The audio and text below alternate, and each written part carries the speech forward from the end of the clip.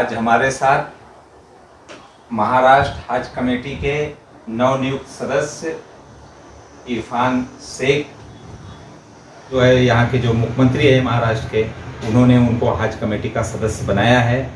तो बबलू भाई ये बताइए कि आपको युवा होने के साथ साथ जो है एक आपको बहुत बड़ी जिम्मेदारी दिया है हज कमेटी के सदस्य के रूप में, तो आप हज कमेटी में जाकर के क्या करने चाहते हैं? सबसे पहले मैं न्यूज़ के माध्यम से हमारे मुख्यमंत्री आदरणीय शिंदे साहब, जो मेरे नेता भी हैं, उनका धन्यवाद करना चाहता हूँ। यहाँ ठाणा और मुंबई कोंकण के पूरे पट्टे में यहाँ से शिंदे साहब ने मुझे सदस्य नियुक्त किया है। मैं एकमात्र ऐसा सदस्य हूँ शिंदे साहब की ओर से जिसकी हज कमेटी मेंबर पर नियुक्ति हुई है। मैं पिछले 15 वर्षों से संगठन का काम कर रहा हूँ और शिंदे साहब के साथ जुड़ा हूँ।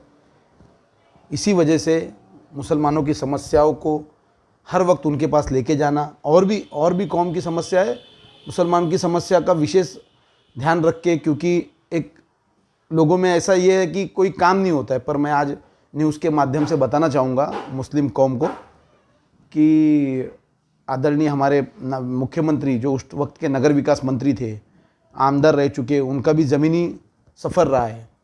तो आज ये मतदार संघ में उन्होंने लोगों का काम किया है, कभी भेदभाव नहीं किया। हम लोगों के साथ में उन्होंने एक अपनापन दिखाया है और हम लोगों का हमेशा उन्होंने काम किया। उर्दू वहाँ पे शिक्षकों की कमी है, वक्फ बोर्ड से संबंधित समस्याएं हैं, और मौलाना आज़ाद महामंडल का से जो है लोगों को रोजगार के लिए जो कर्ज मिलते हैं उसके लिए भी बहुत समस्या आती है। स्कॉलरशिप के लिए भी जो है बहुत समस्या हो रही है। तो इसके लिए आप क्या करना चाहेंगे? मैं आपको बताना चाहूँगा, मैं विधवा महिलाओं के लिए पेंशन योजना है, छात्रवृत्ति है, लोगों के लिए कर्ज देना, मौलाना आज़ाद महामंडल में कर्ज देना, अल्पसंख्यक माइनॉरिटी में मुस्लिम समाज के जो भी मसले हैं उसको हल करना है। इसलिए ये महाराष्ट्र गवर्नमेंट की तरफ से एक महामंडल अल्पसंख्यकों का बना है। तो साहब ने मुझे आश्वासित किया है, या आश्वासन दिया है कि ठीक है, हज कमेटी के तो मेंबर हो, पर इनसे संबंधित कभी भी आपको मेरी ज़रूरत पड़ेगी तो मैं आपके लिए और आपके समाज के लिए रहूँगा। और मैं अच्छे से जानता हूँ कि साहब जवान के धनी है, उन्होंने जो बोल दिया वो करते हैं और इसी के लिए वो जाने जाते हैं।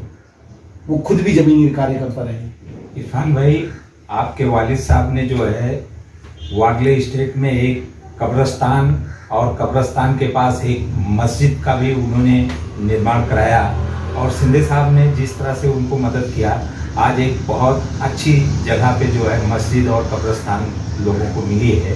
तो इसी तरह से और आप क्या करना चाहेंगे जिससे कि शिंदे साहब का भी नाम हो और आपका भी नाम हो? सबसे पहले मैं आपको बताना चाहूँगा कि 7वीं से 10वीं तक की जो स्कूलें हैं, महानगर पालिका से एक अटैचमेंट करके या महानगर पालिका से कुछ प्रस्ताव लाकर वो हम लोगों को करना है। मुसलमानों की दीगर समस्याएं जो भी है, अभी तो कब्रिस्तान 90% कंप्लीट हो चुका है, 10% जो बचा रहेगा वो भी करेंगे। मुसलमानों से संबंधित बातें, जैसे मैंने आपको बताया, मौलाना आज़ाद आर्थिक महामंडल में बहुत सारे लोगों के उद्धार के लिए कर्ज दे सकते हैं, और मुस्लिम समाज की जो भी समस्या रहेगी मैं उसके लिए खड़ा रहूँगा। और मुझे मेरे मुख्यमंत्री साहब का पूरा सहयोग और साथ मिला। अब बहुत सीनियर नेताओं के बावजूद आपको जो है हज कमेटी का सदस्य बनाया है, तो शिंदे साहब को आपसे कुछ उम्मीदें भी होगी।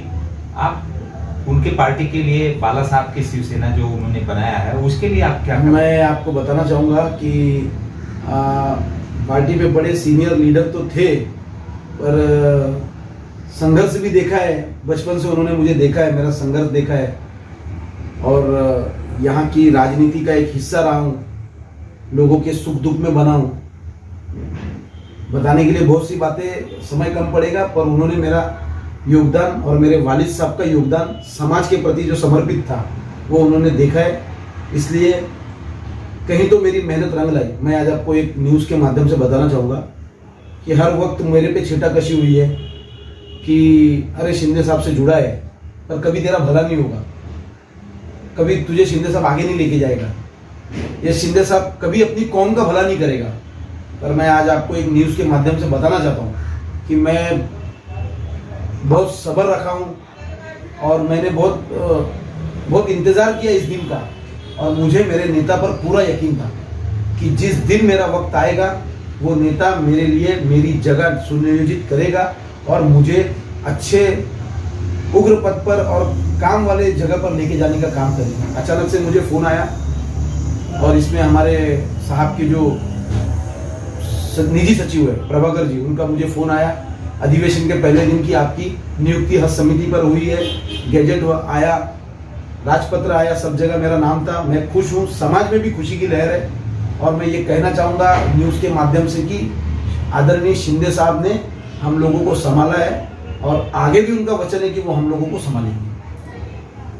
अब शिंदे साहब से जो है पहले से आप जुड़े रहे हैं और आपको इतनी बड़ी जिम्मेदारी दिया है, तो महाराष्ट्र के मुस्लिम अल्पसंख्यक समाज के लिए आप जो है क्या खास करना चाहेंगे, किस तरह से उनका विश्वास जीतने का प्रयास करेंगे? मैं आपको बताऊंगा न्यूज़ के माध्यम से, मैं कोई बहुत बड़ा लीडर नहीं हूं, लेकिन साहब के जिम्मेदारी से, साहब के आशीर्वाद से मैं पक्ष को, बाला साहब की शिवसेना को बड़ा करने का काम करूंगा। महाराष्ट्र के कोने कोने तक जाऊंगा। बहुत वाहिद लीडर हुए हमारे कौम के, उन्होंने अच्छा काम किया। अब ऊपर वाले ने, भगवान ने, खुदा ने अब ये काम मुझसे लिया है, तो मैं महाराष्ट्र के कोने कोने तक जाऊंगा और बाला साहब की शिवसेना मैं बताऊंगा हमारे मुख्यमंत्री जी ने मुसलमानों का क्या काम किया, मैं बताने की पूरी कोशिश करूंगा।